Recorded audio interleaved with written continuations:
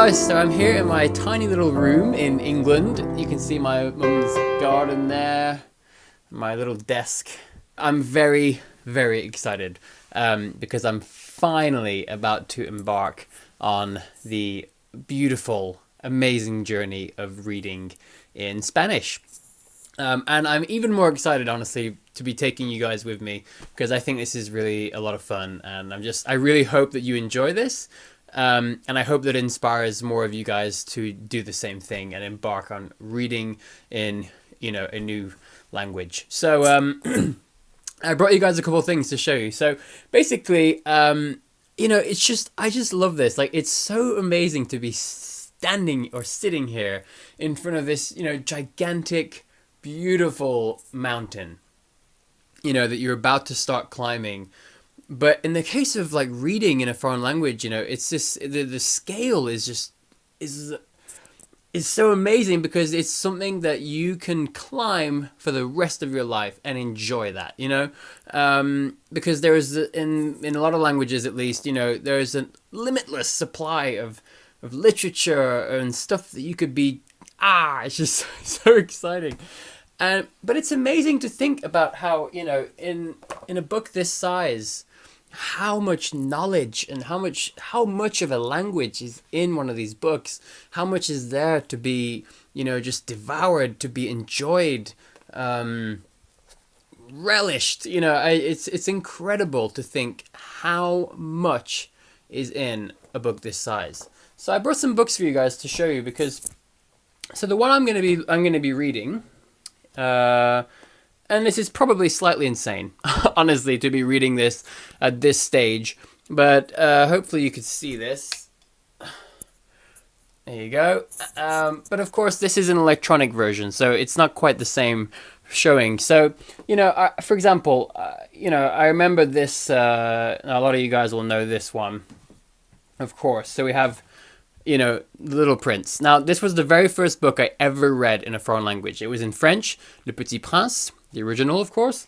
And oh my God, it was just the most amazing journey for me, especially because it was the first time I had read in a foreign language.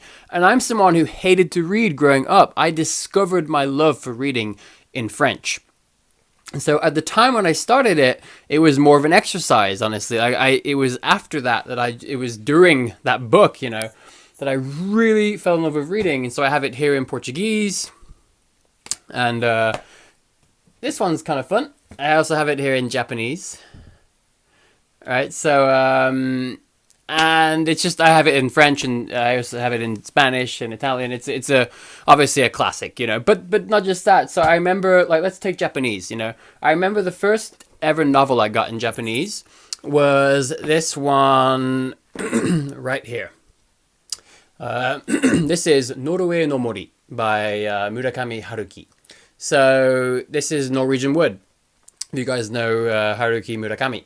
And I remember I got this at Christmas. It was the one thing I wanted for Christmas. And I remember on Christmas Day, just opening it up. And I went through these first few pages and, and I just remember just being mesmerized, and I remember I went through word by word, page by page. I went through about 15 or 20 pages on the first day with a dictionary, and I wrote everything down, and it was just amazing, And then later on in Japan, I bought the second volume, and then I remember the first book I got in Japan when I was there was this beauty, Yogisha X no Kenshin, by Higashino Keigo. And this was it was recommended to me by somebody living in the guest house where I was living, and it is, to this day, my biggest sort of foe in Japanese. I still have never finished this book. I gave it a try several times, but it's as hard as it gets. It's a crime thriller, and it's about literally two geniuses, a mathematician genius and a astrophysicist genius. And one of them is covering up a crime, and the other one is helping the police to trip him up and prove that it's him or whatever. So it doesn't get much more difficult, and it's thick. But still, this is a joy for me. This represent so much, and the amount of Japanese that is in these books, it is just gold, I would never trade those memories. And this was also one of the first books I read in French. It's Le Grand Môle by Alain Fournier. I don't really think it's that well known, actually, because most of my French friends don't seem to know this book. But I found it on a website called LinkQ. We'll talk about that later. And I remember going through this, and it took me like 3 tries. I remember the first time I got through like 20% of it or 25%, and I switched over to L'étranger, and that I did read all the way through. That was a long process. And then I went back to this months later, and I got like halfway or 70% through. But then life happened, and but it's such a pleasure to read this book. And this particular version, I bought it in Lyon from a secondhand bookstore. The pages are yellowed, and you can, let's see, I think the price is in there. Yeah, I paid €2 for this. But oh my god, I just remember walking home. I was with my friend Charlotte, and we went to the secondhand bookstore. We were walking home along the river, and I couldn't wait to open it up. And and this is the first Marc Lévy's first book. But I remember like this book, for example, Elle et lui. It's a really nice sort of romantic comedy, and this was like the first book that I ever, in any language, that I literally read in almost one day. Like I read the first like 15% of the book, let's say, like slowly as I do, but at this point I wasn't using a dictionary. I was just reading for pleasure. But then there was one night when I was in a really tough place in my life, and some really rough things happened to me, and one night I just had like a panic attack. I felt it coming on. But I was reading this book, and I was outside where I filmed the previous video. But later that day, I had this panic attack was coming on because I was just getting overwhelmed. So I just kept reading. Like, I didn't want to stop reading because I was so into the story, and I didn't want to stop reading. I didn't want to come out back into reality. And in the end, I stayed up like till like 3 or 4 in the morning, and I read the whole rest of this book. Now, to some of you, that might not seem like a big deal. I don't know. There are people that read, I'm a slow reader in general. So for me to tackle a whole book, in a different language especially, and I laughed and I almost cried, it was a very emotional experience. And that is a memory that I could never trade, and like this is the first book I will ever read in German. I haven't read it yet, but I picked it out ahead of time, and I will read this soon. And then, for example, this is Män som hatar kvinnor in Swedish. So this is the girl with a dragon tattoo in Swedish. And this was pretty much my ultimate goal when I started Swedish, was to read this thick thing in the original language. And I have that now. That was my Christmas present this year for myself. And that I haven't read this one yet either, and that is exciting. And like a lot of people learning Japanese might know the very famous drama Denshou Toko. So this is actually the original novel that the drama was made from, and the whole thing is actually written in the form of a forum. In case you guys don't know that, so these are all forum posts because yeah, it's pretty cool.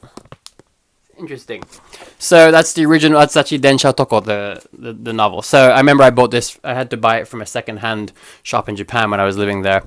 But anyway, so that's just to share with you this just love that I have for reading foreign languages. And here we are right now with this beautiful El Tiempo entre Costuras, and I am about to give it a try. So I think what I'm going to do first, because when you start reading in a new language, you can never really be fully prepared.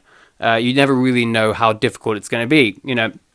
I'm anticipating this being very, very hard, because this is not an easy story.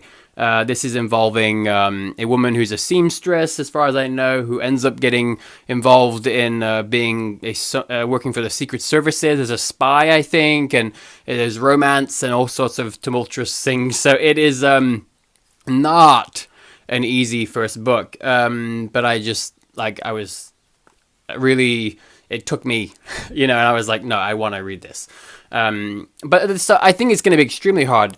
But at the same time, I do understand. I have this with Romance languages now. It's like I have so much experience across them that it's weird, because even though I don't have so much experience with Spanish, I understand it very well. So maybe it's going to be not as hard as I think, but no matter how hard it is, it's going to be hard. so I think what I'm going to do, just to sort of see where I am with it, is I'm going to just try to read like the first chapter, just all the way through without stopping. No dictionary, no notes, although I do have a beautiful notebook that I bought. And I'm just going to try. And honestly, even that might be too hard. I may not even be able to get through it.